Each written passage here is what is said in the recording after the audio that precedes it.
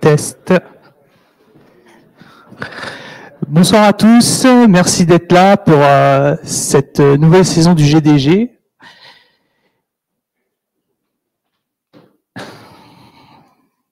J'ai des soucis.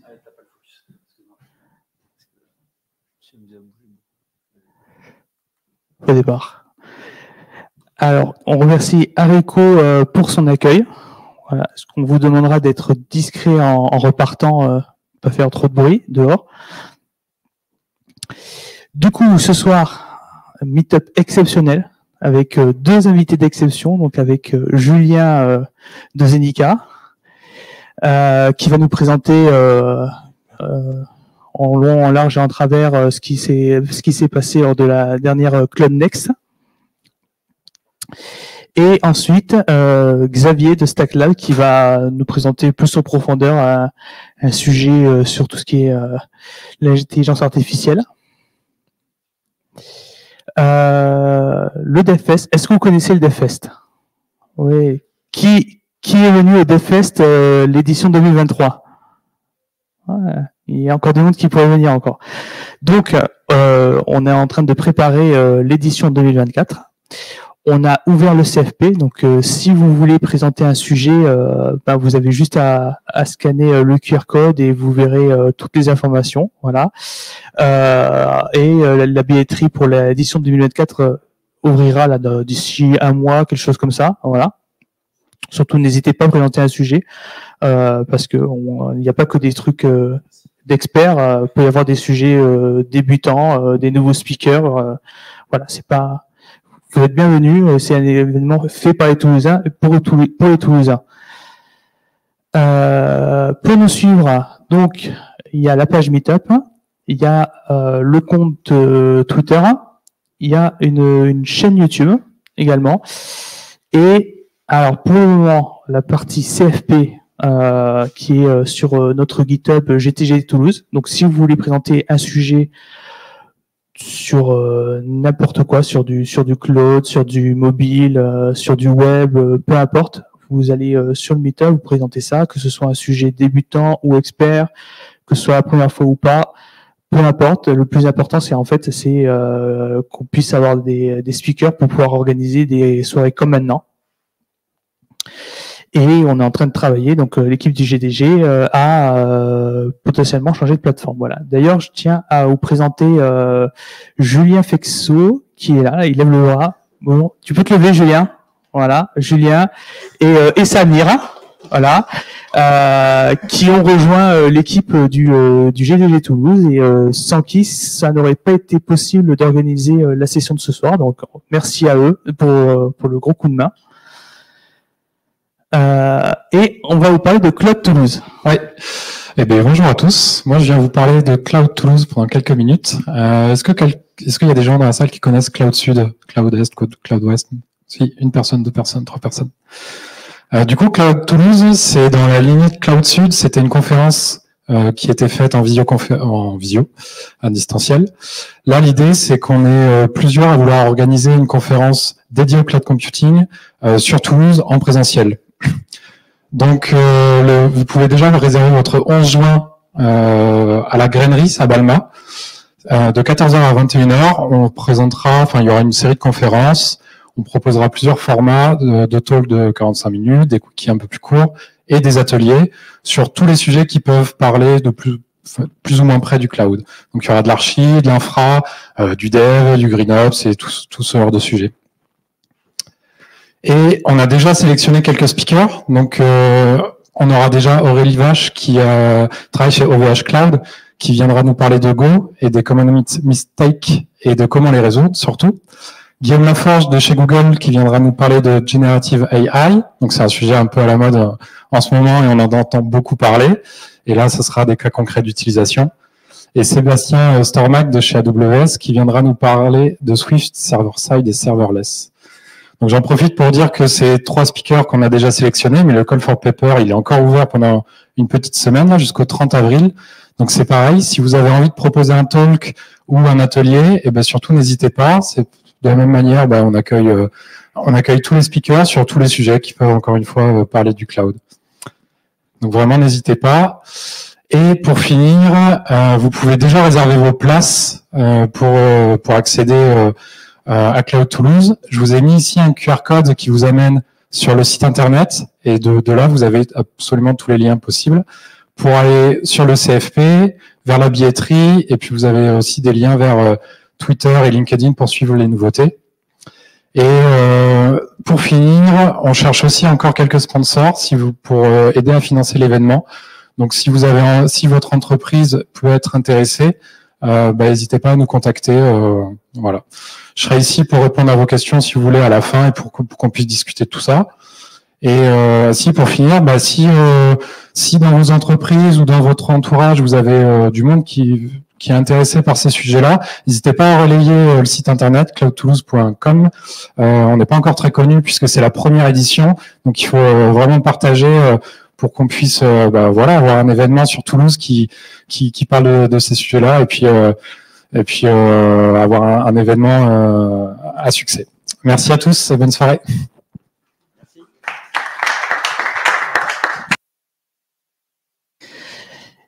Et là, ce sera une conf exceptionnelle, surtout que ce sera la première fois. Et si vous y participez, vous pourrez être de ceux qui, pour les prochaines éditions, quand ils demanderont qui était là à la première édition, et vous pourrez lever le doigt.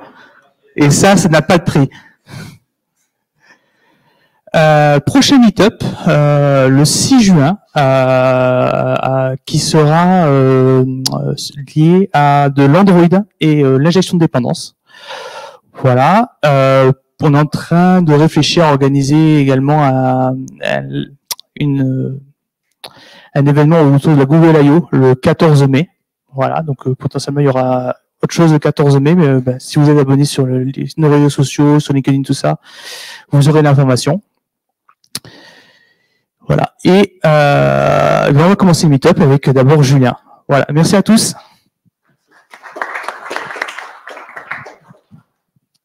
Yes. Bonsoir à tous. Alors, j'essaie de récupérer la fenêtre, changer d'onglet. J'essaie de pas tout casser pour...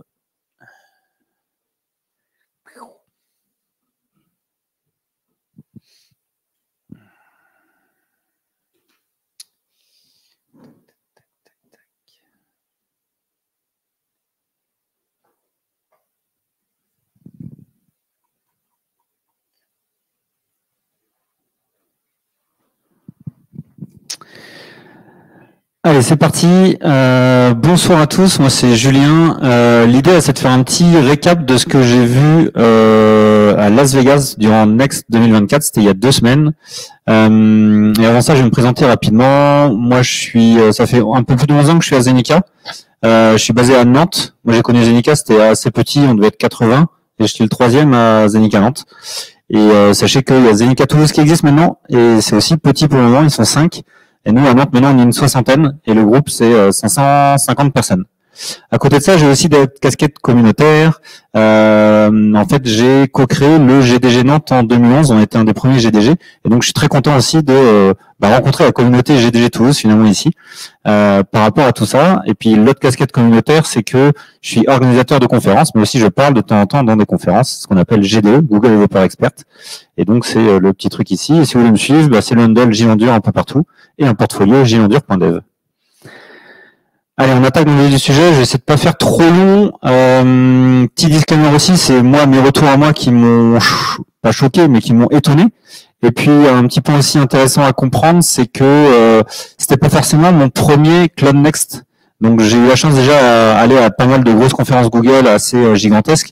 Donc j'étais peut-être un peu moins surpris de la taille de Cloud Next par rapport peut-être à des personnes qui étaient là-bas pour la première fois, mais c'était quand même intéressant du coup de voir un peu tout ça. Le premier truc que je voulais partager, c'est cette vidéo-là. Donc c'est une petite vidéo promotion qu'ils ont fait sur Cloud Next en 1 minute. Et puis je vais pas vous montrer la minute entière, mais juste pour vous présenter un petit truc. Alors là, il y a du son normalement, blablabla. Vous allez me dire, ouais, mais qu'est-ce qu'il veut nous montrer? On voit rien. Et en fait, le truc qui est rigolo, c'est que au tout départ, quand ils présentent en fait la conférence. Ah non, ça, j'ai changé de slide, pardon. C'est pas évident sur. Welcome everyone Et en fait, si vous regardez bien, je vais faire pause. En fait, vous allez voir des pôles rouges. Voilà. Donc là, les trois déglingos, là, ici, et ben c'est nous. Donc voilà, très pratique. N'hésitez pas à dire à vos boîtes qu'avoir des t-shirts de couleur, ça peut être pratique pour se repérer en conférence, mais aussi être visible sur des vidéos récap d'1 minute, jusqu'après que le CEO de Google Cloud prenne la parole. Bon, c'était j'ai essayé de faire un petit fun fact, mais c'était pas fou. Welcome everyone. Tac. Une vidéo récap, c'était assez gigantesque, 30 000 personnes, 400 exposants, et tout ça donc à Las Vegas, au Mandalay Bay. Ce qui est intéressant aussi de savoir, c'est que même si finalement la nourriture est mauvaise là-bas, globalement, on mange pas très bien quand même aux États-Unis. Enfin, ça dépend quel prix on veut mettre, mais voilà, on mange vite quand même des choses qui sont assez gras. Mais c'est compensé par le déplacement qu'on fait pour aller d'une conf à une autre, d'une salle à une autre. On marchait 10, 15, 20, 25 minutes des fois pour aller d'un endroit à un autre. Donc voilà, ça permettait du coup de travailler un petit peu ce sujet-là. On était 3 côté Zenica. Zenica, nous on est partenaire Google Cloud aussi, on est première partenaire sur différents sujets côté Google Cloud. Et donc on a eu la chance d'y être.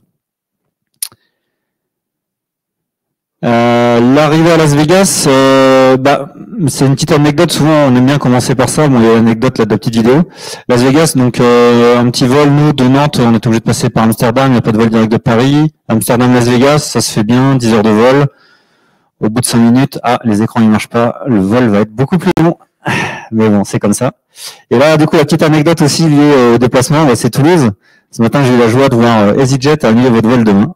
Donc bon, j'ai trouvé quand même comment rentrer chez moi demain soir, mais au lieu de faire de l'avion, ce qui est pas terrible d'un point de vue écologique, mais très pratique d'un point de vue temps, je vais faire 8 heures de train. Bon allez, parlons un petit peu plus de Cloud Next et des annonces. Ce qui est intéressant de comprendre du coup dans la keynote, c'est qu'il y a eu des focus un peu sur tout, évidemment beaucoup d'IA, on va revenir dessus, mais il y a aussi des annonces autour de l'infrastructure et de l'infrastructure pour faire de l'IA. Donc une des premières annonces qui était faite, c'était le support de nouveaux chips côté Nvidia. Donc voilà, notamment les parties A3 mégas et Nvidia GB200 là, qui sont apparemment super boostés. Et puis côté TPU aussi, donc les processeurs que Google développe depuis pas mal de temps maintenant pour mieux gérer, on va dire, le training et l'inférence, et en fait finalement gagner en temps, que ce soit de training et de résultats. Donc les TPU, ils ont sorti une nouvelle version, la version V5, mais P cette fois-ci, qui annonce du coup de meilleures performances.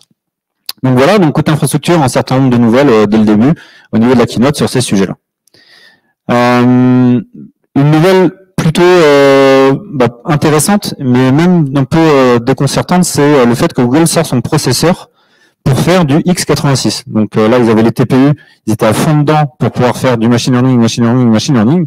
Et finalement, pour tout ce qui est compute un peu standard, ils ont sorti aussi leur propre processeur en affichant des choses intéressantes, que ce soit pour eux aussi en termes d'efficacité énergétique au niveau de leur data center, mais aussi en termes de performance tout court. Donc voilà un concurrent finalement à ARM qu'ils ont sorti eux-mêmes. Donc peut-être qu'ils ont finalement dans leur culture appris des choses en créant les TPU et ils se sont dit finalement on peut peut-être créer aussi d'autres choses à côté. Et donc ils ont créé leur propre processeur qui s'appelle Action et qui sera disponible, je crois c'est cet été en preview, et donc qui devrait arriver dans le reste de l'année. Donc d'où le coming soon, qui est pas vraiment une date précise, côté Google notamment. La grosse aussi annonce dès le début, c'est le Gemini 1.5 Pro qu'ils essaient de mettre vraiment un peu partout dans leur système et qu'ils essaient de montrer que c'est intéressant, il y a pas mal de choses, c'est performant, mais surtout aussi en termes de tokens. Du coup, en entrée, on peut lui filer beaucoup de choses. Donc ça peut être 30 000 lignes de code. Donc c'est vrai qu'une code base existante, 30 000 lignes de code, c'est déjà beaucoup pour qu'ils puissent avoir tout le contexte. Ça peut être 11 heures d'audio, 1 heure de vidéo. Et ils ont fait aussi, avec certains clients, des essais pour monter à plus de 10 millions de tokens. Donc on voit qu'il y a encore pas mal de choses qui peuvent encore être travaillées sur ce sujet-là. Donc je remonte cette slide-là, qui est assez importante de représenter un petit peu ce que c'est le Gemini 1.5 Pro, qui est vraiment le fer de lance de Google pour le mettre un peu partout. Et on le reverra un peu partout dans ce que je vais présenter juste après. Côté partenariat avec des modèles d'IA, c'est un peu comme d'hab, tous les cloud providers affichent un peu tous les modèles, donc du Anthropic, du Mistral, du Midjourney, pas mal de choses, sachant que Google, comme vous l'avez vu sur le slide d'avant, a ses propres modèles aussi. Ce qui n'est pas forcément le cas de tous les cloud providers. Ensuite, la keynote, c'était intéressant de voir comment elle était présentée. Ils l'ont orientée d'une façon assez intéressante, bon, très orientée avec la notion d'agent. Bon, c'est pas forcément le meilleur terme pour la keynote, mais je pense qu'ils voulaient vraiment faire passer le message qu'ils voulaient supporter la notion d'agent plus en termes d'IA. Mais donc, ils ont essayé de donner une myriade en fait d'informations. Donc, la première, c'est sur la partie Customer Agent, de se dire, finalement, avec la Gen AI, vous pouvez améliorer la relation client que vous pouvez avoir. Bon, ils montraient des exemples où en fait, on a des parcours plus personnalisés, ce genre de choses. La partie employé agent, c'est de se dire, finalement, dans votre entreprise en interne, donc pas pour vos clients, mais pour vos employés, vous pouvez améliorer aussi finalement la productivité de vos employés. Donc, ils montraient l'exemple de Uber, de certains systèmes qui permettent du coup, d'un point de vue RH ou autre, de gagner du temps. La partie Creative Agent, c'était plutôt pour tout ce qui est finalement marketing, création de contenu, donc pouvoir générer des images selon un certain contexte, pouvoir changer un certain nombre de choses, donc vraiment lié à la partie marketing, communication, branding. La partie data agent, où là, en fait, sur la fin, c'est plus orienté quand même pour, on va dire, les gens qui font un peu de technique. Data agent pour présenter qu'il y a pas mal de choses sur les données, pour essayer de les recouper, le support de pas mal de sujets autour des embeddings, des bases de données vectorielles. La partie code agent, dans le sens vraiment de pouvoir aider les gens à développer des applications. Et le dernier item, qui est la partie security agent, qui est dans l'idée de protéger finalement au mieux votre plateforme avec l'aide d'agents. Donc ça existe déjà plus ou moins dans le monde de la sécurité avec, on appelle souvent la sécurité défensive, du coup des agents qui sont plus ou moins proactifs, la remédiation automatique, ce genre de choses. Mais là, du coup, boosté à l'IA. Donc après, côté workspace, typiquement, et un des éléments qui montrait pour la partie employé agent, c'est justement qu'ils ont sorti, alors ça rajoute encore $10 par mois pour l'utilisateur, mais la possibilité du coup de pouvoir avoir son petit agent de meeting qui permet d'avoir le résumé. Si on joue un meeting alors qu'on a 5 minutes de retard, il va nous faire un résumé de ce qui s'est dit juste avant. Voilà, donc essayer vraiment de augmenter finalement, d'avoir un compagnon pour tous les meetings et pas passer du temps ou se concentrer sur le compte rendu, mais plutôt vraiment se concentrer sur le moment présent grâce à ces interactions. Ok, donc ça c'est un add-on supplémentaire qui sera encore à côté de du Gemini pour Workspace. Toujours dans la même item, ils ont fait une démo en fait où on a différentes propositions de sociétés et ils veulent vérifier en fait le prix de deux offres, sachant qu'on va dire que les documents, je sais plus, ils le présentent à un moment donné, ça fait une trentaine de pages. Donc ça peut être relou à chercher exactement le prix, les offres sont pas faites de la même manière, etc. Donc d'avoir un outil qui du coup directement dans votre Drive, on sélectionne les documents, il dit vas-y compare-moi un peu tout ça, dis-moi s'il y a des éléments qui sont comparables.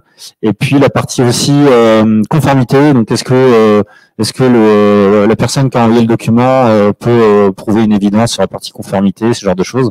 Donc on voit qu'il y a pas mal de choses qui pourraient aider en fait finalement à être un compagnon aussi. Dans la relation client. Mais voilà, c'est un exemple parmi d'autres, mais en tout cas de pouvoir retrouver finalement dans Drive où on a toute une mine d'informations déjà présentes, et de pouvoir en profiter le plus possible au niveau de sa société. Donc ça c'était assez intéressant. Et puis le dernier parti sur la partie Workspace, c'est la sortie de Vids. Moi pour le moment j'attends de voir un petit peu ce qu'on va vraiment faire avec. Il l'annonce du coup comme un des nouveaux produits côté Workspace. Pouvoir faire des petites vidéos. Est-ce que ça va remplacer plutôt la partie slide? Est-ce que c'est aussi pour contrer toute une mode qu'il y a où en fait on fait des Google Slides et puis avec la partie Spotlight Speaker, on peut s'enregistrer et faire des petites démos ou autres directement dedans. Voilà, à voir vraiment ce que ça donne. J'ai mis juste une petite vidéo pour montrer ce qu'ils veulent présenter. Donc là, ils envoient un slide sur le sales training vidéo. Hop, ils créent prompt, un enchaînement, on fait le texte. On choisit un style. C'est un peu comme les templates qu'on a sur Slide ou autre. Voilà, donc il y a différents styles disponibles. Ce qui est intéressant derrière, c'est qu'on peut écrire le script, donc le blabla qui va être par-dessus la vidéo.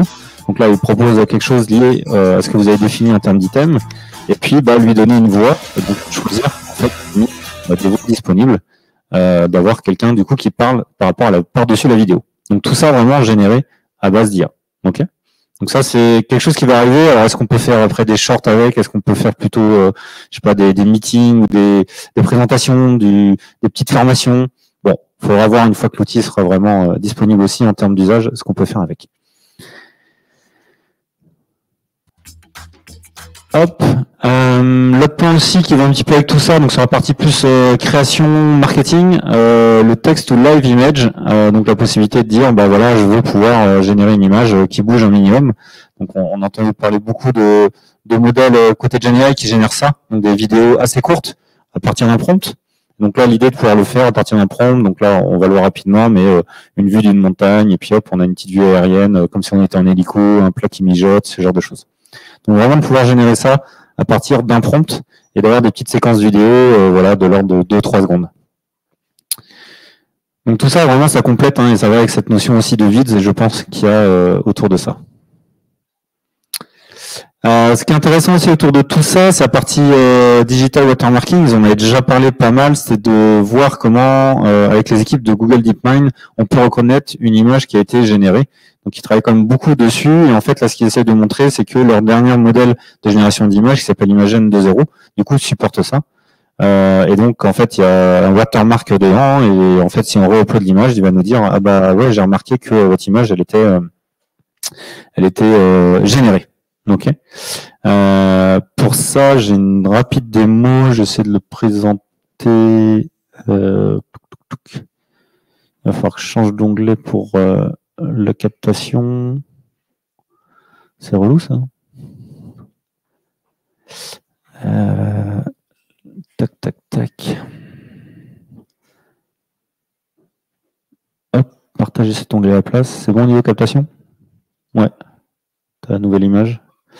Le nouvel onglet. Donc là, je vais demander, génère-moi, je vais remonter un petit peu. Je vais peut-être zoomer un petit peu aussi. Génère-moi une vue de Toulouse avec un stade et des gens, enfin voilà, un stade et sûrement un match qui a lieu à l'intérieur. Donc imaginez différentes images. Donc on peut évidemment avec Imagen choisir le ratio, avoir le nombre de résultats, etc. Donc là, on peut regarder l'image. Et puis j'en ai téléchargé une autre tout à l'heure. Et côté Verify, donc du coup, avec justement la partie Digital Watermarking, je peux uploader l'image que j'avais tout à l'heure. Et là, il va me dire, ah bah oui, je pense qu'elle a été générée par moi.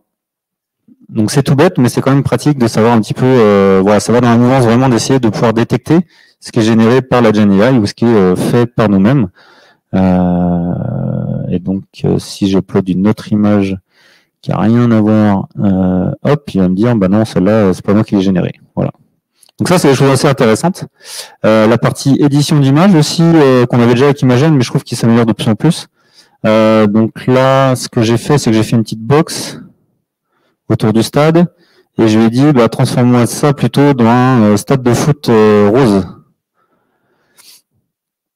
Donc là, il va générer les résultats à droite avec l'original ici. Et puis voilà, c'était un test tout à l'heure. Je vais essayer de voir ce qu'il va vous générer maintenant. Et là, on prie le dieu de la démo. Petite musique d'attente. Non, il veut pas. Voilà, donc il m'a généré cette image-là, celle-là et celle-là. Bon, celle-là est un peu bizarre, je sais pas ce qu'il m'a fait, mais ça va pas si mal. Je pense que ça pourrait rendre bien à Toulouse. Donc voilà, donc on peut faire ce genre de choses, et puis évidemment, on peut générer des images, comme je l'ai fait juste avant. Donc ça, c'est des choses assez basiques qu'on a historiquement. On a toujours donc dans Vertex AI le modèle Garden où on a tous les modèles disponibles. Donc là, il y en a à foison, et ils mettent en avant évidemment leur modèle à eux, donc Gemini et Imagen 2 que j'ai montré juste avant, mais on a aussi d'autres modèles qu'on peut trouver à ce niveau-là. Et un truc que je montrerai tout à l'heure. Tac. On va partir ici.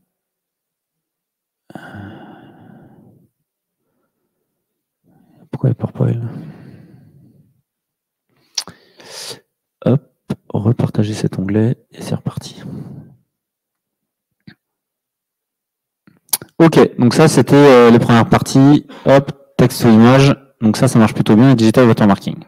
Après, la partie Data Agent, donc là, ils essayaient plutôt de mettre en avant le fait que on va essayer d'avoir de l'aide. Donc je vous ai dit Data Agent, Security Agent et Code Agent. En gros, avoir de l'aide pour travailler sa donnée, faire du code, potentiellement opérer sur la plateforme Google Cloud et aussi ajouter de la sécurité dans tout ça. Donc là, ils ont évidemment travaillé pas mal côté data, à essayer vraiment de ajouter la notion de vector indexing dans leurs outils à eux. donc que ce soit BigQuery, AlloyDB, pour vraiment avoir une communication entre Vertex AI et ces solutions-là pour pouvoir stocker. Et ça fera une transition du coup sur le sujet d'après, sur la partie RAG notamment. Il y a la partie BigQuery Data Canvas, ça je trouvais ça aussi intéressant. Je crois que j'ai mis un petit gif parce que j'ai pas réussi à le trouver sur ma console pour le moment. Ça c'est toujours le jeu après Cloud Next et on voit plein d'annonces. Puis on va voir dans la console Google Cloud et puis bah des fois on l'a, c'est cool, on peut jouer. Des fois on l'a pas, puis bah, on sait pas où elle est. Bon, c'est toujours le truc des coming soon ou autres qui sont pas toujours ailleurs. Donc là en fait ils montrent les Data Canvas où en gros l'idée c'est d'avoir une visualisation. C'est un peu rapide, désolé. De vos tables, de vos éléments, et en fait on peut avoir une aide pour requêter avec un petit peu comme la façon qu'on a Help Me Write sur les Google Docs. Bah là on va avoir une aide aussi côté SQL pour avoir des infos, pour générer potentiellement aussi des visualisations, ce genre de choses. Ok. Donc là on a directement ici la possibilité de demander, il va nous générer du SQL et on va pouvoir utiliser ce SQL là derrière sur notre table BigQuery. Donc ça dans une visualisation assez particulière qu'ils appellent Data Canvas. Donc on verra un petit peu ce que ça peut donner en termes de visualisation et de collaboration aussi, puisque là on a quelque chose du coup où on peut faire un mix en fait entre voir ces données, lancer des requêtes, avoir de la visualisation, tout ça au même endroit, sans forcément qu'on appelle ça un notebook, puisqu'il y a aussi les notebooks dans BigQuery. Mais voilà, une autre façon de le représenter. Donc sur la partie code, ça c'est une partie aussi intéressante. Moi j'aime bien essayer de voir ça un peu, prendre un peu de hauteur et voir un petit peu le GenAI aussi côté développeur, de voir un petit peu ce que ça peut apporter en tant que avec un background de développeur. Donc là, ce qu'ils annoncent, c'est côté Code Assist. On va avoir du coup de la complétion pour réussir des tâches de développement, la partie comprendre du nouveau code. La partie écriture de tests aussi, donc toute une partie aussi pour vous aider à générer des tests. Et ce qui est intéressant de voir, c'est que ça a été apporté aussi par pas mal de sociétés qui ont indiqué qu'ils y retrouvaient en fait des gains de performance, de productivité dans leur équipe de dev. Alors c'est pas forcément des chiffres aussi forts, mais souvent ça oscillait entre 30% et 40% quand même. Notamment un boost au niveau des équipes quand il y a quelqu'un de nouveau qui arrive, soit parce qu'il est nouveau dans l'entreprise, soit parce qu'il change d'équipe, etc. Donc la partie vraiment onboarding sur une base de code existante, là ils trouvaient vraiment qu'il y avait un gros gain et que du coup dès la première journée on avait des gens qui avaient à la fois le setup qui était fait plus rapidement, mais aussi une capacité à avoir de l'impact sur le produit qu'on est en train de créer, un impact immédiat ou en tout cas dans la journée. On pouvait avoir une première chose d'effectuer là-dessus. Donc voilà. Après les assistants de code, il y en a beaucoup. Il y en a autour de JetBrains, il y a Copilot, etc. Donc là, ils essaient de sortir leur jeu avec Gemini, Code Assist de leur côté. Pour ça, je montrerai une petite démo, mais je partagerai tout mon écran tout à l'heure et je le mettrai en mode dupliqué, ce sera plus facile pour moi. Et donc on a aussi Gemini Code Assist, on a aussi Gemini Cloud Assist. Donc c'était avant le nom qu'on donnait, c'était Duet AI. Je sais pas si vous avez entendu parler de ce truc-là qui était arrivé. Donc tout ça est renommé en Gemini quelque chose. Et donc là le Cloud Assist, l'idée c'est de avoir un modèle qui a la base de connaissances sur les bonnes pratiques côté Google Cloud pour opérer la plateforme. Et donc de pouvoir avoir quelqu'un qui vous aide justement à opérer de façon efficace la plateforme, lui poser des questions. C'est quoi les bonnes pratiques pour me connecter à Cloud SQL? C'est quoi les coûts que je pourrais diminuer? Enfin, comment je pourrais diminuer mes coûts sur tel élément, etc. Donc ça réutilise pas mal de choses qu'il y a déjà aujourd'hui dans la console, mais tout ça du coup en façon LLM. Donc ça c'est Cloud Assist. Et donc il y a vraiment les deux parties. Donc côté code, vraiment développer des applications, et Cloud Assist plutôt pour les opérer. Travailler sur la plateforme. Dernier item aussi que je voulais mettre en avant, c'est la partie Cloud Run aussi. Donc ça, c'est des tests. Donc c'est un bouton Manage Application qui est en preview. Moi, je l'ai pas pour le moment. J'ai essayé de vous aller voir tout à l'heure. En gros, l'idée, c'est de se dire que on est habitué souvent à faire un Cloud Run, donc une application. Mais souvent, elle n'est pas toute seule. On va la connecter à quelque chose. Donc, une base de données, ou alors avoir du cache, etc. Et c'est pas toujours évident de faire la tuyauterie entre tous ces éléments-là. Donc là, l'idée, c'est d'utiliser la petite page, le petit prompt en haut pour dire, je veux une application qui va faire ça, ça et ça. Et donc, il nous propose différents éléments. Il va nous dire, moi, là, ce que je propose, c'est créer un élément custom domain pour ton nom de domaine. Je vais créer un service LangChain, parce que tu m'as dit que c'était une GenAI application que tu vas utiliser. Donc, le serving avec example.com, donc je vais mettre le custom domain ici. Et puis, tu m'as dit que tu voulais un cloud SQL, du cache et utiliser Vertex. Je vais faire les liens. et la tuyauterie pour pouvoir communiquer avec tout ça. Et en fait, sur la partie droite, on voit un petit peu ce que lui a prévu. Donc là, c'est en façon Canva. On va dire, ça peut faire plaisir à des architectes de voir un petit peu ce que ça peut donner. Mais dans l'idée aussi de voir un petit peu tout ça, ce qui va être créé par rapport à ce qu'on lui a demandé. Donc ça peut être assez intéressant. Il y a juste un truc aujourd'hui où quand on fait le review de deployment ou autre, quand il y a eu des démos pendant Cloud Next, c'est qu'aujourd'hui, ça le fait directement. Alors qu'en tant que développeur, ce que j'aurais aimé peut-être, c'est d'avoir potentiellement la possibilité d'avoir le code Terraform qui est associé, ou ce genre de choses, pour pouvoir le répéter aussi, regarder un petit peu ce qu'il y a sous le capot. Parce que là, ça va faire potentiellement plein de choses, mais bon, je sais pas trop le répéter, sauf en reprenant une appli, en remettant le prompt et en refaisant la même chose. Donc ça peut être intéressant, mais d'un autre côté, bon, faut voir comment ça peut correctement s'intégrer dans tout ça.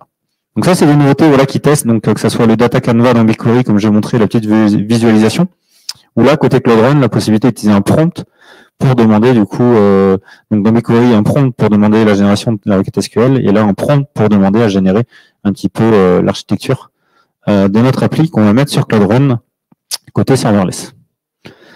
Donc ça, c'est des choses voilà un peu nouvelles. Donc ça, c'est sur la partie code agent. Sur la partie security, sur la partie security, c'est un peu comme d'habitude. On veut checker vos données qui vont pas fuiter, on veut protéger vos modèles, et puis du coup, on veut pouvoir avoir du SecOps qui permet de détecter, répondre, faire de la remédiation par rapport à tout ça. Donc ça, c'est rien d'extraordinaire, mais du coup, ils ont sorti Gemini un peu aussi dans tous leurs produits côté sécurité. Donc dans Security Command Center, dans tout plein d'outils. Je le résume un petit peu derrière aussi, mais c'est vrai que dans tous les outils sécurité qui sont souvent avec des langages aussi un peu particuliers de requêtage pour pouvoir faire la corrélation de log, etc. C'est pas toujours évident, etc. Donc là, l'idée vraiment d'avoir un assistant aussi dans lequel on peut lui poser des questions en français finalement et qui nous répond plutôt étape par étape sur ce qu'on veut voir. Dernier élément aussi qui était en début de développeur Keynote aussi, c'est sur la partie prompt. Ça, c'est quelque chose aussi qui est assez intéressant, que j'avais pas énormément vu directement intégré dans des outils comme Vertex. Mais sur la partie prompt management, donc de gérer des versions, des templates, pouvoir forker, pouvoir dire je veux plutôt utiliser ce prompt-là, pouvoir le comparer avec une partie aussi évaluation qui est effectuée. Donc voilà, quelque chose qui est assez intéressant et que je vais essayer de vous montrer aussi juste derrière en termes de prompt. À côté de ça, évidemment, Cloud Next, il y a eu beaucoup de choses. Donc je disais, il y avait 400 sponsors, donc pas mal de stands à visiter, essayer de ramener des petits goodies, tout en essayant de faire attention à la planète. Et puis pas mal de soirées, donc des soirées officielles, des soirées non officielles. Donc il y a eu la soirée officielle côté Google Cloud, donc c'est souvent un gros concert. Donc là, c'était quand même dans le stade des Raiders, donc qui est assez immense, où il y avait les Kings of Leon en concert. Donc je sais pas le cachet qu'ils ont pris, mais ça va être au moins 1 million. Et des soirées non officielles avec des soirées très sympas comme les 10 ans de Kubernetes ou ce genre de choses. Donc là, c'était vraiment super. Là, c'est juste pour vous donner un petit ordre d'idée aussi de Las Vegas. Et tout. Donc le mandat de là où tout ça, là, c'est le stade qui est en haut, là, qui est assez grand, avec Kings of Leon. Bref, c'était vraiment assez gigantesque. On est quand même assez déconcerté en tant que Français quand on arrive dans des villes comme ça à l'américaine. On a eu la chance aussi, on avait pris des tickets pour visiter la fameuse Sphère, donc je ne sais pas si vous avez déjà entendu parler. D'ailleurs, ceux qui avaient suivi, il y avait un code promo avec la Sphère jusqu'à fin décembre. Je ne sais pas si certains l'avaient vu passer ce truc-là ou pas. Non? En gros, pendant AWS Réinvente en décembre, ils ont utilisé la Sphère et en fait, ils ont mis un petit affichage façon Cloud Shell. Et en gros, ils tapaient une commande G Cloud espace Sphère espace Unlock. Et en gros, ce truc-là, si on le retapait sur le Cloud Shell, en fait, on avait un discount de 50% sur le ticket pour aller à Next. Donc, c'était des petits trucs assez sympas, mais voilà, c'est toujours ça de prix. Et donc, j'ai pu aussi visiter du coup la Sphère, qui est, on va dire, pour ceux qui ont déjà fait la GED ou l'autre, un truc un peu comme la GED, mais un peu plus nouveau, donc de meilleure qualité. Le week-end, on a atterri un petit peu avant. On s'est tapé 6 heures de route et on est allé jusqu'au Grand Canyon, parce que c'est quand même la classe d'y passer. Avant de passer à la conclusion, je vais passer vite fait à deux petites démos justement, comme je vous l'avais dit, sur la partie prompt to haute. Je vais arrêter le partage juste de l'onglet, mais je vais repartager tout mon écran, donc c'est juste pour la régie.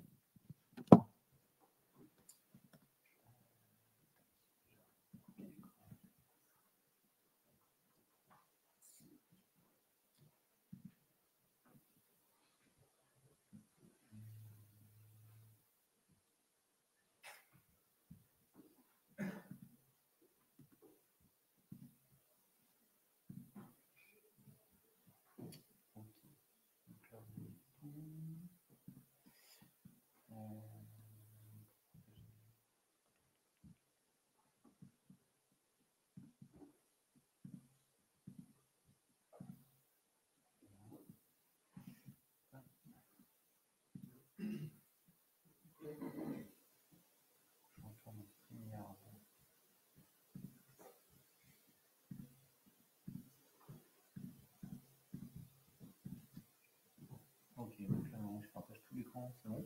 Ok, super.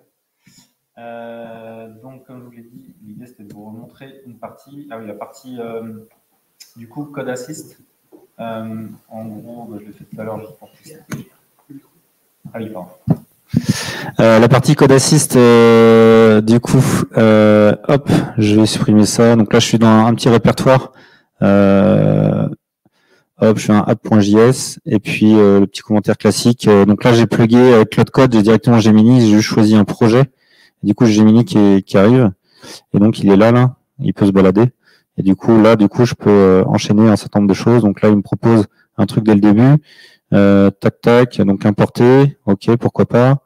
Il me dit après derrière, mon projet que tu as dit, bon, on verra, peut-être je changerai ça, mais c'est pas mal le début.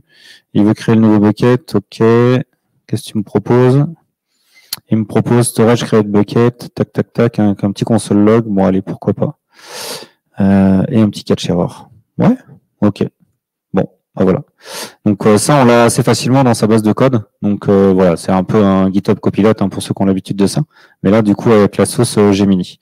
L'autre point qui est intéressant, c'est que par exemple, j'ai un Dockerfile imbitable avec des trucs que je connais pas, là, le font WQYZNA. Du coup, je vais pouvoir demander à Gemini de me l'expliquer. Hop. Et oui, je l'ai déjà fait tout à l'heure, donc c'était immédiat. Mais en gros, il me réexplique un petit peu chaque commande, ce que ça va faire, le no-cache, à quoi il sert. Et en fait, ce qui est intéressant, c'est qu'il est allé voir chaque package, ce que ça faisait. Donc typiquement, le package que je connaissais pas forcément, celui-là, il me dit que c'est quelque chose qui est de la communauté Alpine Linux et qu'il y a des Chinese fonts dedans. Ok. Et donc, il m'explique un petit peu que l'idée dans tout ça, c'est de pouvoir supporter des emojis et des caractères chinois dans mon package ici. Ok. Donc voilà. Donc c'est des petits trucs comme ça permet quand même potentiellement, quand on est nouveau sur un projet, on se demande c'est quoi ce truc, d'où ça sort, est-ce que c'est normal et tout, d'avoir quand même potentiellement un peu d'explication au lieu d'aller voir votre tech lead ou votre référent et faire de suite c'est quoi le package font là du coup la question sera peut-être un peu différente, ça sera pourquoi on a besoin de gérer des emojis et des caractères chinois dans ce package là. Peut-être la discussion sera différente aussi. Ok. Donc voilà. Donc ça c'était un premier item et ça on l'a directement en fait quand on a Cloud Code dans VS Code l'extension et puis on a le petit bouton avec Gemini où on peut choisir de continuer l'autocomplétion ou d'arrêter. Ça c'était sur la partie code agent, sur la partie aussi operate au niveau des agents. Il y avait du coup dans Gemini, si je vais dans Cloud Run, hop, ici du coup j'ai Open Gemini et puis du coup j'ai des questions disponibles et on va peut-être pouvoir lui demander qu'est-ce qu'on pourrait lui demander how many revision in the France DevOps event service tac. Et du coup, j'aimerais bien voir s'il arrive à aller chercher les informations du nombre de révisions qu'il y a dans France DevOps. On va voir. Il me dit il n'a pas sorti, mais il me dit du coup pour aller dedans, tu vas dedans et tu cliques sur révision tab. Bon, ok. Mais j'aurais bien aimé quand même qu'il me sorte les trucs directement quand même. Mais bon, voilà, on voit qu'il y a un agent en fait qui commence à pouvoir potentiellement nous aider. Et donc la réponse c'était 2, mais il voulait pas me le dire. Mais donc du coup on a Gemini comme ça un peu partout. Et en fait je l'ai testé dans pas mal de différents emplacements pour voir ce qu'il répondait. Donc pareil, si on va dans Security, Command Center,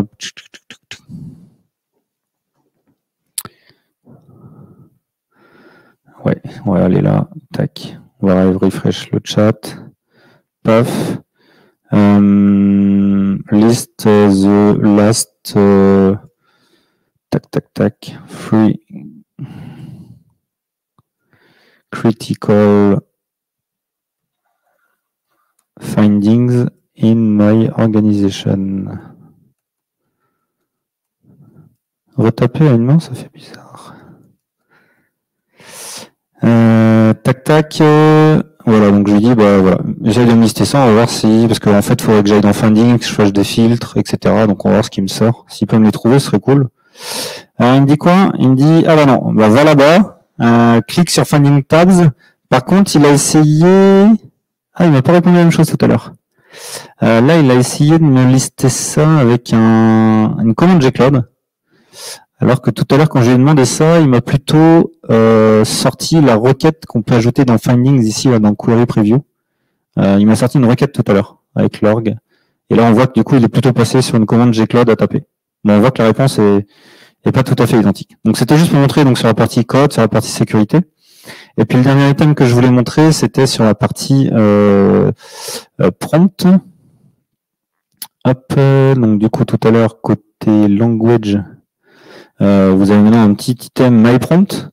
Donc là, j'avais juste cliqué What is Zenica. On se demande, je sais pas trop. Hop, je vais fermer ça. Et puis, du coup, voilà, j'ai cet élément-là.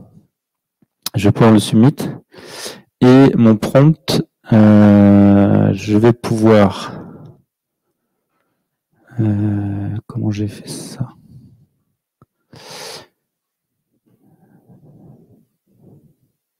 Donc là, il me sort tout dans un truc. Donc le titre, c'était donne-moi les compétences clés de Zenica. Hop, donc là, j'ai un premier item. Et je retrouve pas le bouton que j'ai eu tout à l'heure. Juste 2 secondes. Create a prompt.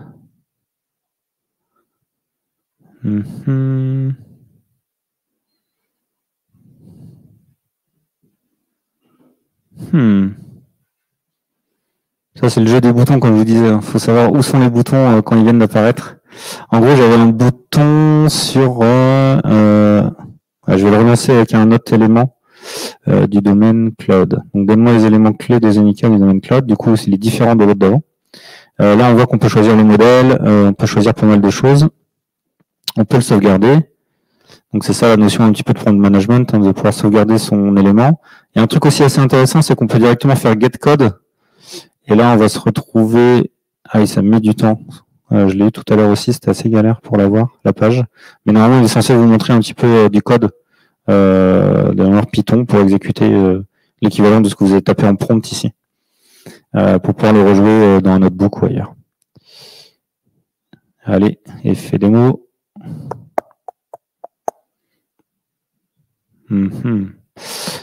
Bon.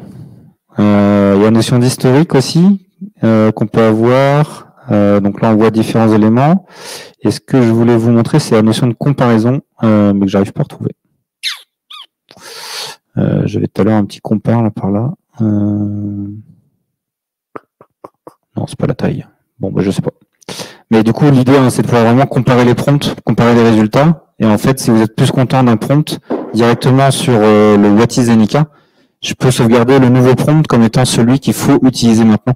Donc, sur la notion prompt engineering, où vous travaillez sur pas mal de temps, sur la façon de le dire, le contexte que vous donnez en entrée, etc.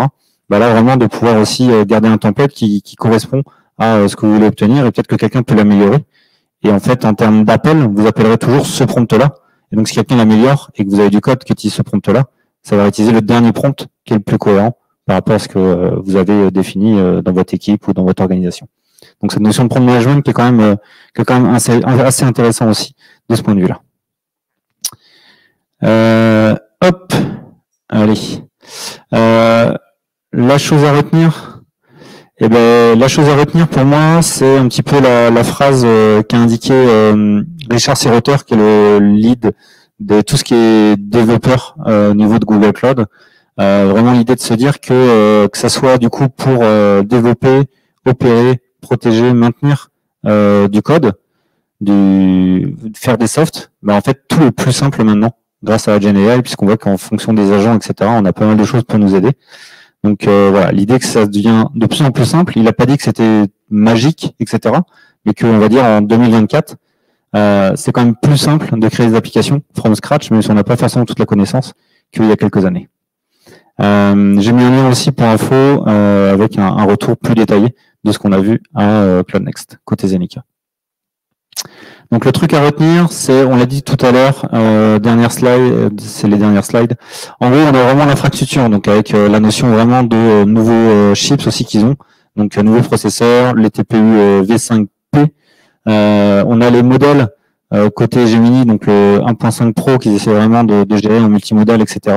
On a la partie Vertex AI pour tout ce qui est généré, voilà, créer des applications de GenAI, et puis finalement tout ce qui est Gemini pour Google Cloud ou Gemini pour Workspace, qui est vraiment l'idée d'avoir de l'assistance IA dans vos différents éléments, comme j'ai pu le montrer en démo. Et puis Gemini, on retrouve partout ce nom-là, hein, donc Duet AI ça n'existe plus, Bard ça n'existe plus, maintenant tout est Gemini. Donc là vous avez voilà Gemini dans tout. Je sais pas s'il y a quelque chose, il n'y a pas Gemini, mais en tout cas, ils ont prévu de le mettre un peu partout. C'est juste qu'après, en fonction de son usage, Gemini fera pas forcément la même chose. Donc, on l'a vu dans BigQuery, on l'a vu côté sécurité, etc., etc. Save the date, petite info aussi. Donc, Google Cloud avant, c'était Cloud Next, c'était à San Francisco pendant pas mal d'années. Là, ils sont partis à Las Vegas et ils ont, alors je sais pas si c'est officiel, mais en tout cas, ils seront là-bas l'année prochaine. Ils ont sûrement un deal pour 5 ans, donc il y a au moins 4 ans encore d'affilée, où ça sera sûrement à Las Vegas. Et dans les dates, ça sera toujours du coup vers mi-avril, vers le 9 et le 11 avril, côté Cloud Next. Donc là, au moins, c'est une bonne nouvelle, parce que Cloud Next, ça a pu lieu, moi je l'ai connu en 2 fois en août, une fois en juillet, une fois en mai, une fois en avril. Bon, on sait jamais trop quand ça tombe. Là, au moins, on est sûr que sur les 4 prochaines années, vous pouvez déjà réserver dans votre agenda. Tac. 9 ou 11 avril. Merci à tous.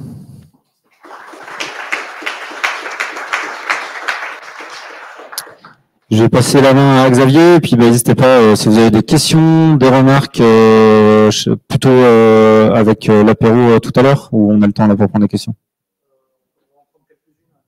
Ok. Eh ben, est-ce que quelqu'un a une question? Le premier. Allez.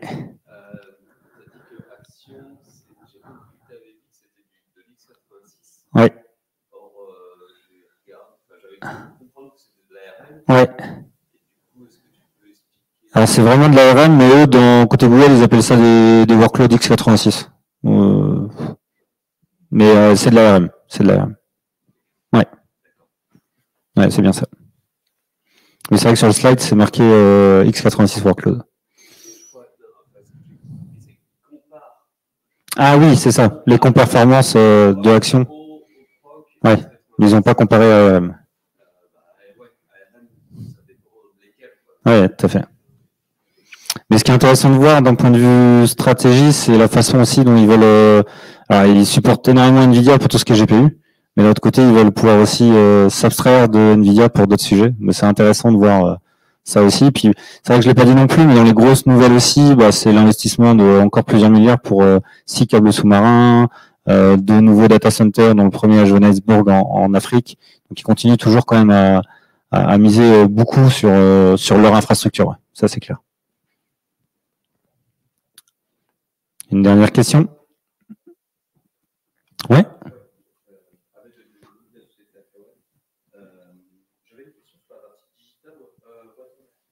Ouais.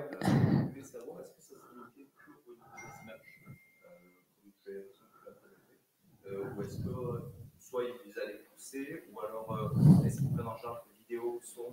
Ouais. Eh ben, super intéressant comme question. En gros, Google I.O. L'année dernière, en fait, ils ont annoncé que tous sur la partie GenAI, ils travaillaient beaucoup pour essayer de pouvoir détecter que c'était généré en termes de contenu, que ce soit du texte, de l'image et autre chose. Ils avaient même parlé à un moment donné de travailler avec OpenAI pour voir s'il n'y avait pas un moyen de détecter ça. Donc Google I.O. ils l'ont appelé comme quoi ils avaient peut-être créé une fondation ou quelque chose qui discute avec eux. Pour le moment, j'ai pas vu de nouvelles sur ce genre de choses. Donc je pense que côté Google, ça les intéresse toujours de travailler sur ces sujets-là. Donc ils ont missionné un peu DeepMind de pouvoir travailler sur ces sujets-là. Donc aujourd'hui, ça reste que au niveau d'Imagen, mais voilà, avec tout ce qu'ils font sur vide, génération de petites vidéos ou autres, je pense qu'il y aura moyen que d'avoir ce même genre de mécanisme de digital watermarking sur un peu partout. Ouais, tout à fait. Ouais, vas-y. Ouais. Est-ce qu'ils ont annoncé tu l'as mentionné, mais une plus-value par rapport aux concurrents du site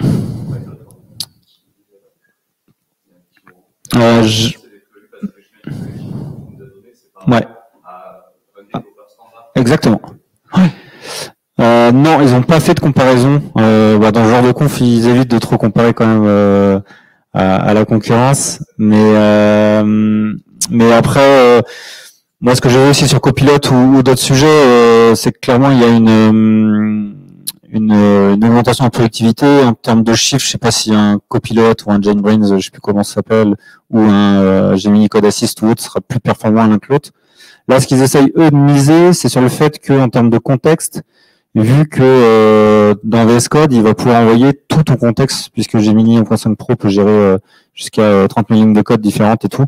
Donc, il va pouvoir envoyer tout ton contexte et avoir du coup un modèle qui comprend mieux peut-être par rapport à d'autres. Mais les autres, je les connais pas assez pour savoir si tout le contexte est envoyé aussi ou voilà. Je sais pas dire. Ok.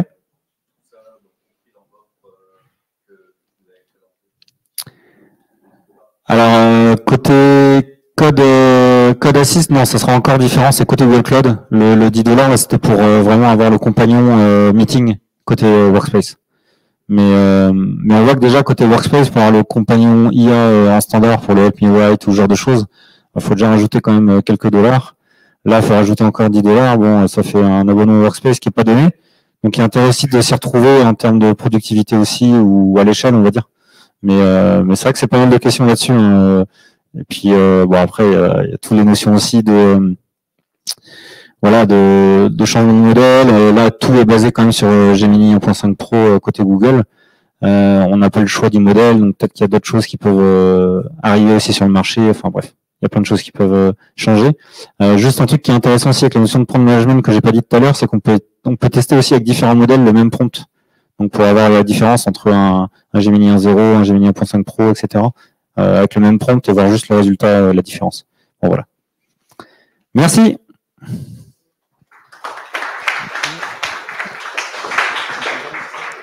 Merci beaucoup Julien. Et maintenant, on va enchaîner avec le second sujet présenté par Xavier de StackLab.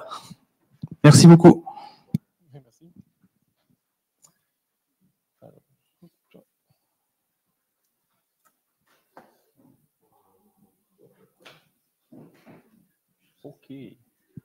Bien, bonsoir à tous. Pardon. Ah oui. Je pousse par là. Good. Parfait. Comme vient de vous dire Julien, le Next, ça a été vraiment du Gemini partout. Ouais, ça a été vraiment ça le focus global, un peu comme la AWS Summit juste avant finalement.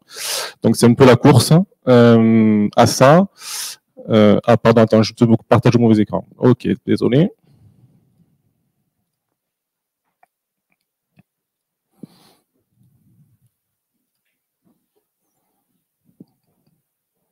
Parfait.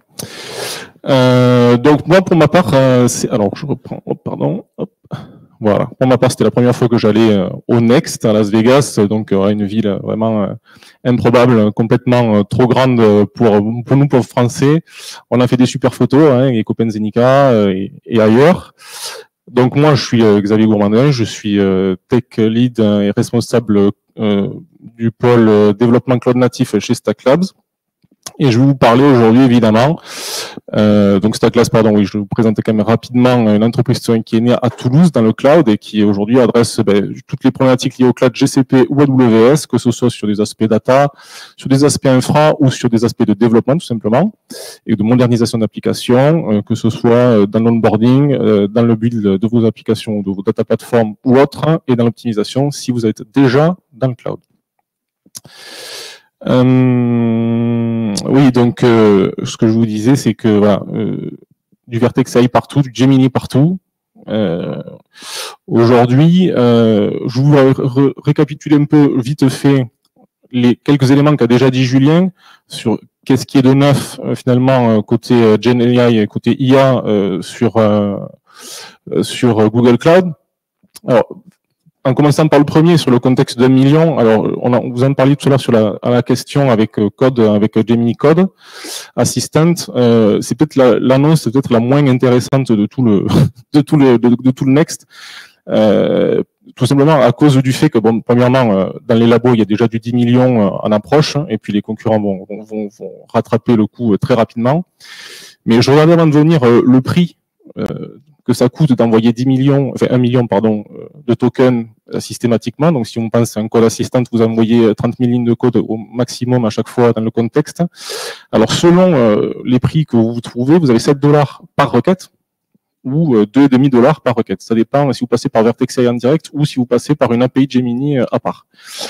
Voilà, donc vous pouvez pas honnêtement penser à envoyer tout un contexte de code sur Gemini, quoi. Donc, je ne vais pas répéter ce qu'a dit Julien, donc des nouveaux processeurs TPU 5P pour l'inférence, etc., et l'entraînement. Et également l'arrivée et ça va faire le lien justement avec le sujet qui nous intéresse, avec le Google Search Grounding. Donc aujourd'hui, en fait, vous pouvez, via Vertex AI, grounder vos réponses, les réponses de votre LLM via Google Search. Autrement dit, les réponses vont être un peu plus à jour que la simple connaissance du LLM quand il a été entraîné, quoi, finalement. Donc pour savoir un peu à qui je parle, déjà qui sait ce qu'est un RAG? Quelques personnes savent ce qu'est un RAG à peu près. Donc parmi les personnes qui savent, qui en a déjà implémenté réellement? Ok, 2, 3, ça marche. Donc un RAG, qu'est-ce que c'est? Donc un LLM, comment ça marche? Déjà, ça marche par un contexte. Un contexte, en fait, qui est composé principalement de deux choses. En fait, c'est les données qui ont servi à son entraînement à la base. Hein. Donc ça, c'est tout son corpus d'entraînement initial. Et c'est le prompt que vous allez lui donner. Donc, en fonction du prompt, plus votre prompt contient contexte, plus il est précis, plus la réponse que vous allez avoir par votre LLM va être cohérente et attendre et répondre un peu à vos attentes finalement.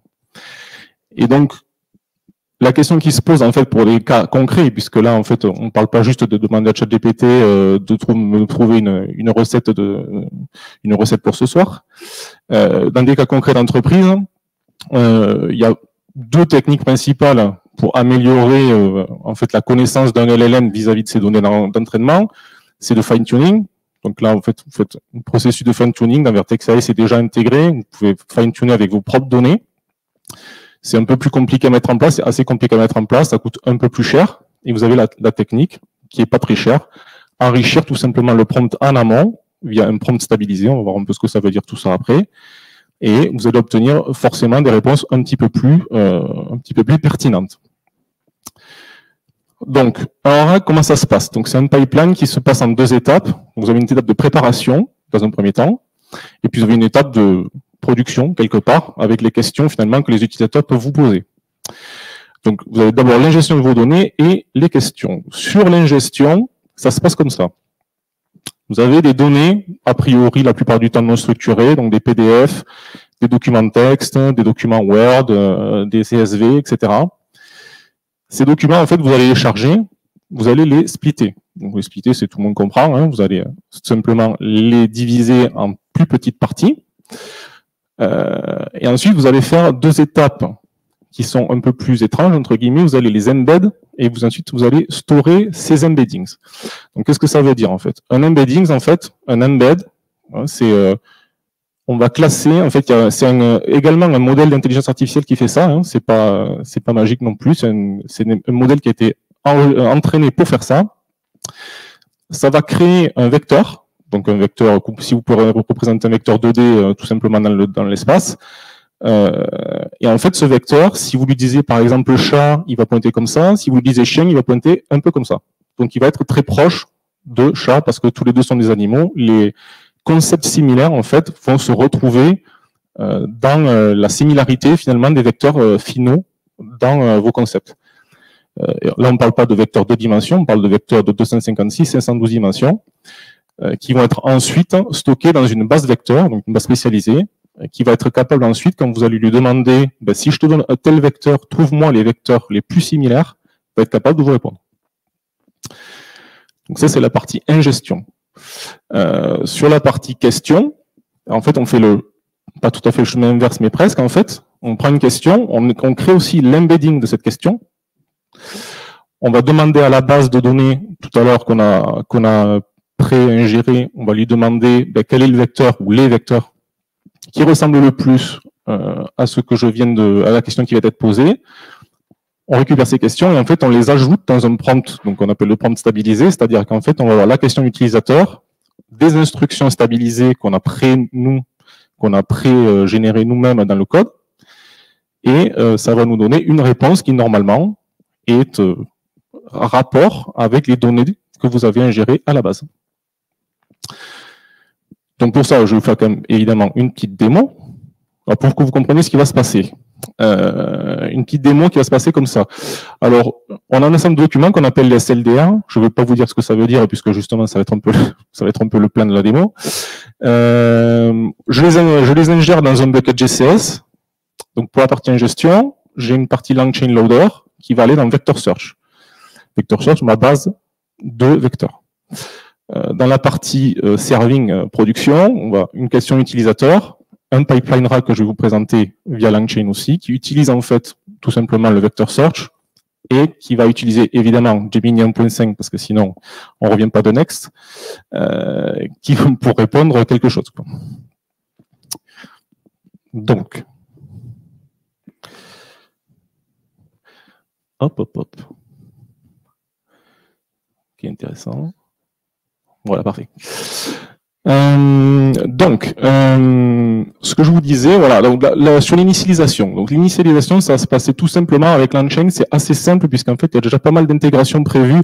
En gros, aujourd'hui, si vous voulez faire des applications GenAI un petit peu plus production, LangChain, ça fait partie des grandes librairies Python qui vous permettent de faire ça. Donc, on a un connecteur GCS qui est directement providé par LangChain, qui va nous permettre de sélectionner sur un projet un bucket. Donc, dans ce bucket, je vous l'ai dit, il y a tous mes documents SLDR. On va voir ce que ça veut dire.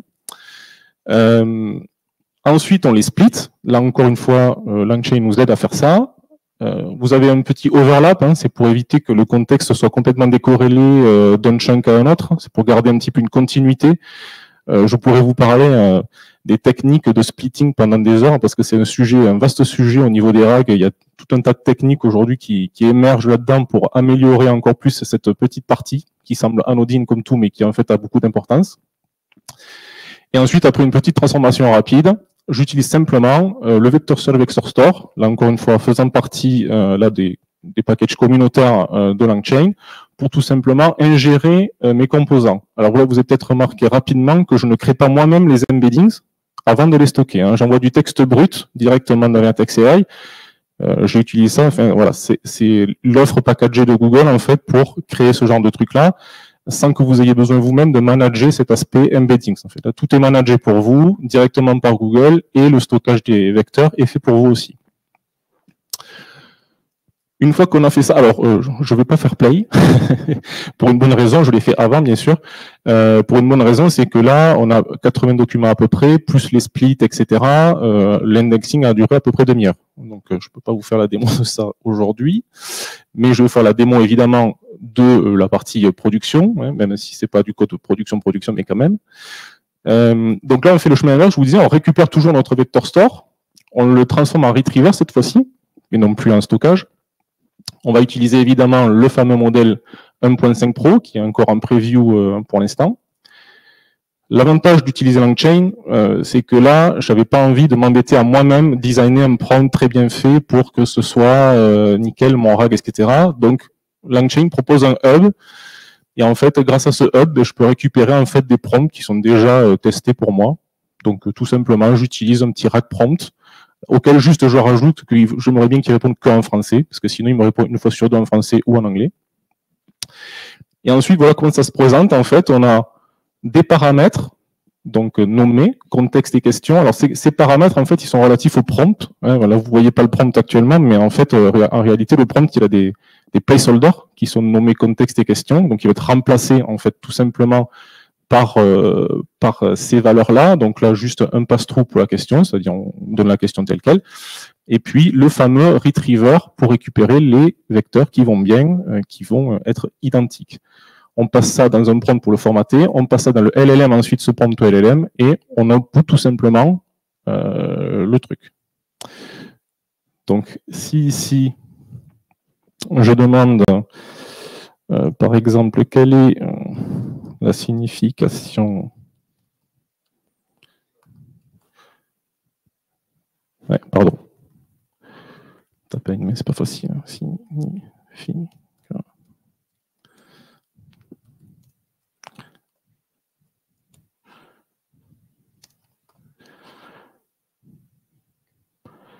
Un petit tour par le pipeline et le Wi-Fi qui marche très bien. Et voilà. Donc là, en fait, ça, c'est sorti immédiatement des documents que j'ai ingérés tout à l'heure. C'est évidemment pas partie de la connaissance d'un LLM aujourd'hui. Gemini ne connaît pas ce que c'est une SLDA. Mais grâce à l'augmentation de prompt, eh ben, je peux avoir un chatbot très simple qui me permet de demander, par exemple, à un employé qui arriverait chez nous, il veut savoir en fait ce que c'est, il veut savoir quelles sont justement les décisions qui ont été prises par Stack Labs au fil de sa vie d'entreprise, par exemple.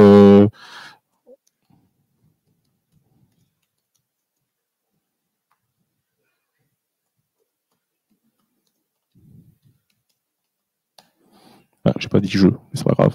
Je pense que ça va marcher quand même. Voilà. D'appel document, chaque droit, 9 jours de RTT par an, là aussi extrait de nos documents. Donc en fait, vous voyez ce que vous disiez Julien tout à l'heure, hein, c'est dans sa conclusion, c'est qu'aujourd'hui, ce genre d'application, c'est des choses que il n'y a pas si longtemps, on rêvait pas de faire. Et là, en 10 lignes de Python et 1 heure de travail, en gros, j'ai déjà fait, alors évidemment, c'est pas du code de production, hein, bien sûr, hein, pour passer en production, il faudrait un petit peu plus de travail, mais mine de rien, le cœur de l'ouvrage est quand même rapidement fait et accessible très facilement grâce à Vertex AI, en l'occurrence, ou d'autres produits du même genre en tout cas.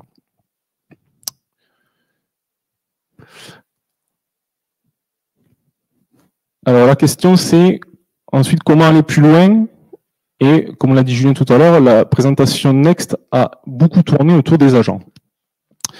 Donc en fait, on a eu des démonstrations vraiment très impressionnantes, enfin tellement impressionnantes qu'on s'est même posé des questions, parce que c'était vraiment presque automagique les use cases qu'ils nous ont présentés. C'était dingue, avec juste une conversation qui pouvait se passer soit via un site web, soit carrément au téléphone directement. Enfin, on fait vraiment des présentations très impressionnantes. Et tout ça s'articule en fait autour de la notion d'agent. Donc les agents, bon, c'est pas vraiment un concept très très nouveau, mais c'est nouveau dans le sens de leur accessibilité devient de plus en plus facile et évidente, en tout cas dans ce que nous a présenté Next. C'est tout simplement en fait des petits programmes en fait qui vont permettre de combiner plusieurs fonctions et notamment d'utiliser des fonctions personnalisées. Là, vous voyez que tout à l'heure, là, ce que je vous ai montré dans cette démo, le petit programme que j'ai créé ne permet de répondre qu'à des questions concernant les SLDA que je vous ai montré. Il ne peut pas faire autre chose. Il n'a pas la connaissance de quoi que ce soit d'autre finalement. Par les agents, en fait, vous allez pouvoir débloquer des use cases encore plus complexes en lui faisant utiliser des fonctions carrément personnalisées. Donc, c'est-à-dire qu'en fait, vous avez une API, par exemple, avec laquelle vous souhaitez vous intégrer. Eh bien, en fait, il va falloir tout simplement que vous donniez conscience à cet agent IA de l'existence de cette API, et automatiquement, il va pouvoir appeler cette API quand il le pense utile, en tout cas, et vous répondre en fonction de ce que vous répond à cette API. Donc là, je vous ai mis, par exemple, je vous fais une petite démo de l'agent chat, puisque là, je vous ai montré comment j'ai fait moi avec un peu de code, mais je vais vous montrer comment je peux faire en 3 clics aussi, parce que c'est tout à fait possible aujourd'hui. Et vous avez notamment le bouton de droite, l'agent, carrément le agent preview, c'est le nouveau truc qui est sorti avec ce Next, qui vous permet justement de créer ces fameux agents. Alors là, j'ai pas eu le temps de vous créer toute une démo autour des agents, je vous ai juste mis un rapide GIF où quelqu'un crée un agent. En fait, c'est très très simple, vous donnez juste un nom à votre agent, donc là, un customer support. Là, il va lui donner accès à une API interne, donc une API à l'entreprise, hein, qui permet de récupérer le statut des commandes, de commandes fictives, bien sûr. Voilà, donc c'est une description Open API. Puis derrière, en fait, on peut directement tester ce que ça donne. Quand est-ce que l'order 3, 2, 4, je sais plus comment va arriver. Voilà. Via l'API, en fait, il a récupéré la sortie d'API. Et donc voilà, c'est comme ça que vous pouvez combiner, en fait, des API custom que vous avez créés vous, des tools que vous créez vous, et de l'IA générative via une interaction avec un humain. Alors, une petite démo rapidement. Pardon. Hop, hop. Alors, hop.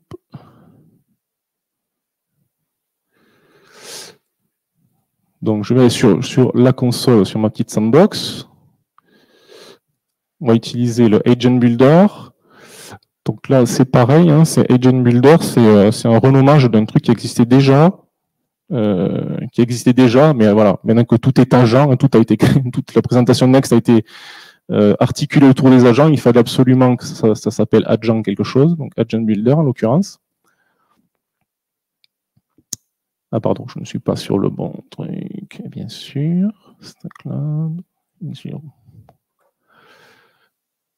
Voilà, donc là, pour créer exactement la même chose que je viens de vous faire tout à l'heure en code, qu'est-ce qu'il me faut faire? Il me suffit de créer une nouvelle application, de sélectionner l'application, une application de chat. Donc là, bon, je vais passer rapidement sur l'agent name et la company name, c'est pas très intéressant. Et ici, j'ai plus qu'à sélectionner, alors je l'ai déjà créé pour la démo, mais je crée un data store, je sélectionne mon cloud storage, des données non structurées en l'occurrence, je sélectionne mon bucket qui va bien, et je clique sur Create et c'est terminé. Donc là, pareil, ça met un petit peu de temps, tout indexer, etc. Donc je l'ai fait avant de venir. Mais à la fin, ça nous donne ça. Ici, vous allez tomber en fait sur un Dialogflow CX. Je ne sais pas si vous connaissez déjà Dialogflow. C'est déjà un produit qui existait déjà depuis un bon moment chez Google pour créer des agents justement de dialogue, mais beaucoup plus basés quand même sur des questions un peu prédéfinies, sur des choses comme ça. Mais là aujourd'hui, vous pouvez juste, donc là, juste en testant l'agent. Alors là, actuellement, je peux lui parler qu'en anglais, mais bon, pour l'instant, c'est comme ça.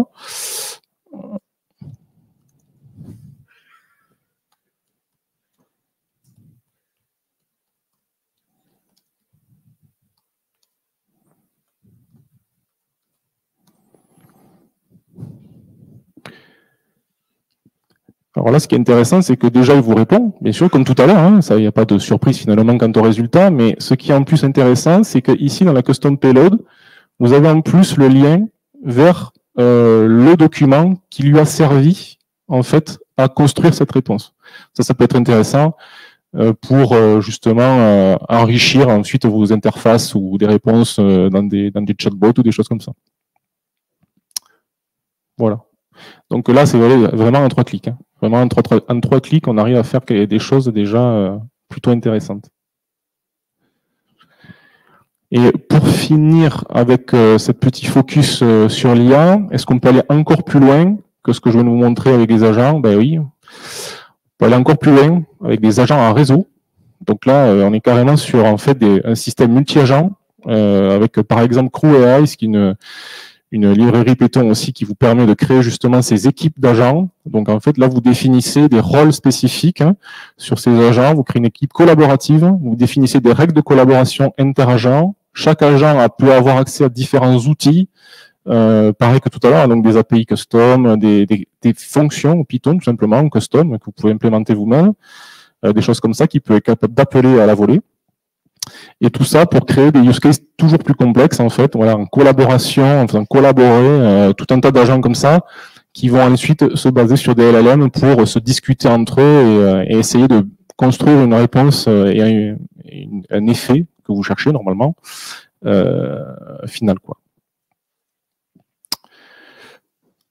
Voilà pour ce petit focus sur Vertex AI et sur ce qu'on a pu trouver à Next.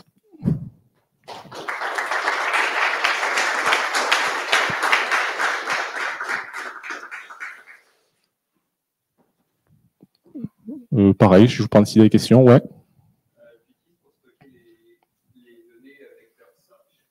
Oui.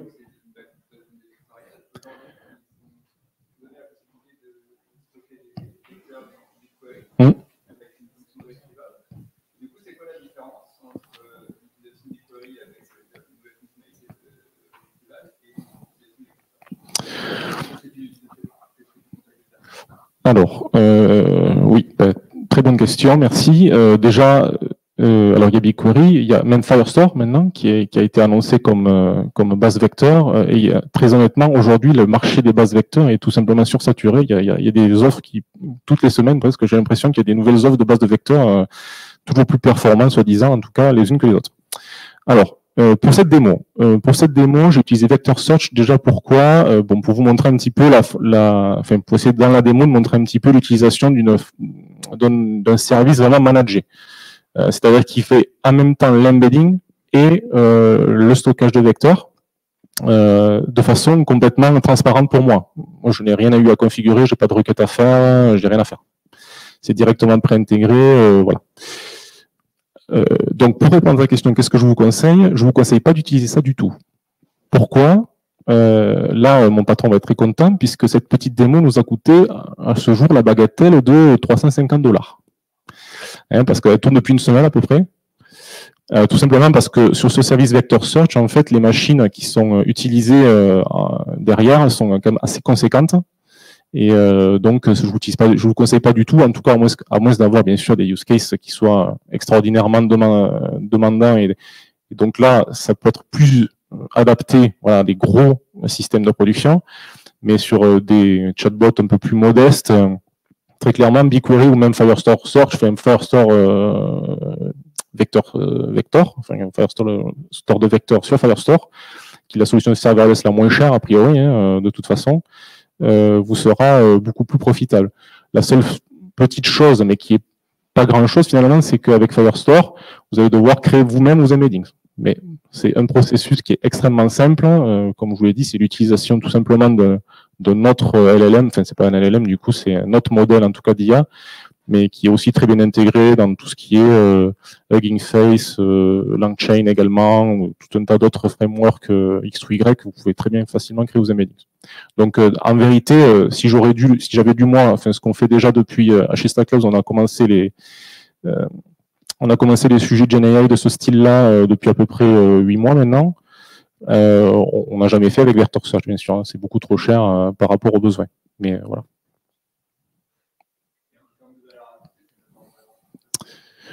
Je pense que je pense que c'est une multiplication des offres effectivement qui se fait. Je pense que Vector Search était historique. Ça existait déjà, pas aussi poussé, mais ça existait déjà à une époque. Il y a aussi Vector, il y a aussi une partie dans Vertex AI qui fait juste la partie stockage de vecteurs et non pas l'embedding plus vecteur. Donc il y a encore une autre solution, etc. Donc je dirais qu'aujourd'hui, à part de servir des très très gros systèmes de production qui ont peut-être nécessité d'avoir une puissance de calcul relativement importante pour ce qui est embeddings et search, ce qui peut peut-être arriver, mais vraiment dans des cas d'utilisation un peu extrêmes, je ne conseille pas d'utiliser Vector Search. Mais bon, pour la démo, il fallait bien essayer quelques petits services intégrés quand même. Oui. Avons-nous un peu plus de détails sur le côté pricing, notamment de tout ce qui est anciennement du AI, mais du coup Gemini maintenant? Est-ce qu'on a un peu plus d'informations? Le pricing sur Gemini, c'est assez complexe, tout simplement parce que déjà, ce qui n'est pas chiffré tellement, c'est ce que ça vous coûte, comme tout à l'heure Julien l'a fait, vous posez des questions sur Gemini à la console. A priori, d'après ce qu'on comprend, c'est intégré dans la solution. Disons que vous ne payez pas au token. Dans ce que j'ai fait en Python, je paye quelque chose comme 0.00025 par 1000 tokens. Donc voilà, prix fixe par un nombre de tokens, ensuite au prorata des tokens que vous envoyez et que vous avez en réponse, aussi. Il y a un prix aussi pour les tokens d'output qui est plus cher d'ailleurs, donc attention à l'output limite au niveau des tokens quand vous utilisez ces genres de modèles. Mais c'est pas très cher en tout cas d'utiliser. Là par contre, enfin les 350 $ que je vous parlais tout à l'heure, c'est uniquement Vector Search. On n'a rien payé pour l'instant en termes de Gemini, on n'a quasiment rien payé. Mais ouais, donc et ensuite il y a l'accès. Tout à l'heure j'ai vu ça à l'API Gemini. Alors, je sais pas ce que ça veut dire l'API Gemini, mais l'API Gemini est plus cher. Puisqu'en fait c'est pour 1 million c'est 7 $, alors que pour 1 million sur l'API Vertex AI Model Garden c'est 2,5 $. Donc là il y a déjà une première différence en fait, et tout dépend par où il faut passer quoi, par où tu peux passer. Donc il y a l'un ou l'autre.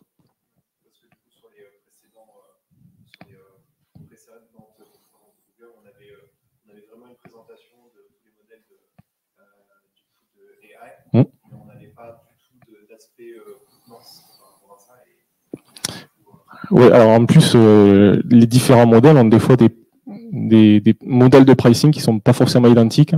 Sur les modèles textuels, on se base surtout sur le nombre de tokens, mais là, avec l'arrivée du multimodal, en fait, vous avez une combinaison. Vous pouvez combiner, par exemple, une image, une vidéo, du texte dans le même prompt. Et donc, voilà, calculer ça, il faut regarder le nombre de secondes dans la vidéo, le nombre d'images dans le prompt, etc. Machin, voilà, le pricing n'est pas évident à prédéterminer. Enfin, vous pouvez arriver à un petit chiffre, une estimation toujours, mais c'est pas forcément évident.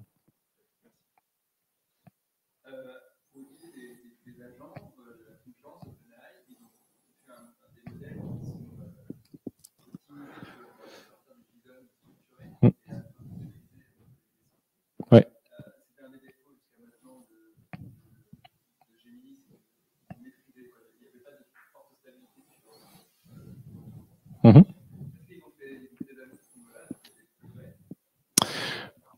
Alors, il n'y a pas d'annonce en soi, sur, en tout cas, je n'ai pas retenu. Je ne sais pas si Julien, non, on n'a pas retenu d'annonce spécifique là-dessus. Tout ce que je peux te dire, c'est que ça dépend vraiment beaucoup du prompt. Pourquoi je te dis ça? Parce que par exemple, j'ai testé Crew.ai de mon côté, par exemple, ce qu'on a vu tout à l'heure, le réseau d'agents. Donc là, la tâche de ce réseau d'agents que j'ai testé, c'est créer un site web à partir de juste un prompt, créer tout un site web, voilà, ou du moins un scaffold en tout cas. Et j'ai utilisé Gemini, catastrophique, le résultat rien à voir, enfin même aucun résultat en fait, plutôt des erreurs. En fait, ça ne marche qu'avec ChatGPT. Mais parce qu'en fait, les prompts ont été designés à la base, dans l'exemple que j'ai testé moi, ont été designés à la base pour fonctionner avec ChatGPT. Donc là, on est sur des use cases actuellement où on a testé du Gemini sur des réponses structurées et on a de très bons résultats du moment qu'en fait c'est nous qui designons les prompts en amont, qui les testons et qui voilà, on s'assure qu'en fait le prompt qu'on envoie va bien répondre du JSON comme on l'attend quoi. Mais on a eu de très bons résultats récemment, encore sur un use case justement de recherche textuelle full text, mais un peu GenAI disons, avec du JSON. Voilà. Donc, je ne sais pas si c'est mieux qu'avant, mais en tout cas, il y arrive. Mais il faut y travailler un petit peu, quoi, avec le prompt.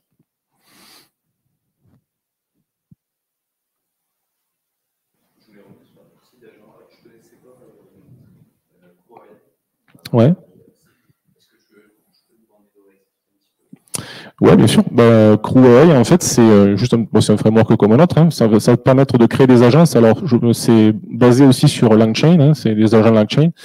Un agent, comme je te disais, c'est une entité, disons, c'est un grand mot, mais en tout cas, c'est un petit programme qui connaît, on lui donne un certain nombre d'outils à disposition. Donc, les outils décrits de façon textuelle, encore une fois. Hein. Tout passe par du texte dans cette histoire. Et donc, il est capable, en fait, en fonction de ces outils, de répondre à certaines tâches. En fait, l'idée de Crew.ai, en fait, c'est plutôt que d'avoir un seul agent qui va essayer de se débrouiller avec un set d'outils peut-être un peu trop gros par rapport à la tâche que tu veux essayer de faire. En fait, il va créer un réseau d'agents, c'est-à-dire toute une équipe, en fait, qui va être capable de collaborer entre eux, de s'envoyer des résultats. C'est-à-dire qu'un agent va créer un output LLM qui va être envoyé à un autre agent, qui va prendre ça en input pour continuer la chaîne, etc., etc. Parce qu'on s'aperçoit aujourd'hui, grossièrement, mais même quand on n'utilise pas forcément les agents, c'est qu'un bon résultat dans un contexte, enfin, dans des use cases un peu réels d'entreprise aujourd'hui, c'est souvent plusieurs prompts enchaînés. C'est jamais trop un seul prompt et puis on a la réponse tout de suite. Il y a souvent un enchaînement à créer. Et donc, Rouae, en fait, te permet un petit peu de créer ça. Dans l'exemple que je t'ai dit, que j'ai testé sur le site web, il y avait un agent spécialiste en marketing, il y avait un agent spécialiste en recherche web, un agent spécialiste en codage, bien sûr, React. Il y a un agent, je sais plus exactement, mais voilà, il y avait une petite équipe comme ça qui avait chacun des tâches précises pour aller chercher différentes informations et créer finalement à la fin un site web qui tient sur pied, quoi. Oui. Si on met ce système d'outillage en place, est-ce qu'on va pas avoir un problème d'accessibilité à de la donnée, c'est-à-dire le secrétaire par exemple, qui aurait accès à des datas côté commerce par exemple? Ah oui, mais tu peux déjà, même sans parler d'agent, en fait, rien que dans le système RAG, tu peux déjà avoir ce cas, hein, puisque en fait aujourd'hui, l'agent, enfin le système RAG par exemple qu'on a vu tout à l'heure, lui, il n'a pas de conscience de quelles données il va donner à qui. Hein, donc là, c'est encore un sujet un petit peu complexe. La plupart du temps, en fait, on crée des RAG différenciés, c'est-à-dire qu'en fait, on split entre guillemets nous-mêmes dans des buckets différents ou dans des zones, des datas différentes, des données pour certaines populations, etc. Et on entraîne des RAG, enfin, on crée des bases de données de vecteurs spécialisés pour des rôles, quoi. Enfin, voilà, pour que des gens n'aient pas accès à des données auxquelles ils ne devraient pas. Parce qu'aujourd'hui, pour l'instant, enfin, un LLM, hein, c'est du texte en entrée et un texte en sortie. Hein. Donc lui, il n'a aucune notion de dire bon, est-ce que là, c'est comme tu dis la secrétaire qui m'appelle, mais lui, même si on lui dit c'est la secrétaire qui m'appelle, ça va rien lui dire. Il va dire ben, super. Mais voilà. Il va pas automatiquement dire ah ouais, mais je vais peut-être pas le droit de dire ça. Donc c'est à nous là effectivement de faire un peu le travail et de proposer peut-être différents systèmes. Merci beaucoup, Xavier. Vous pouvez l'applaudir.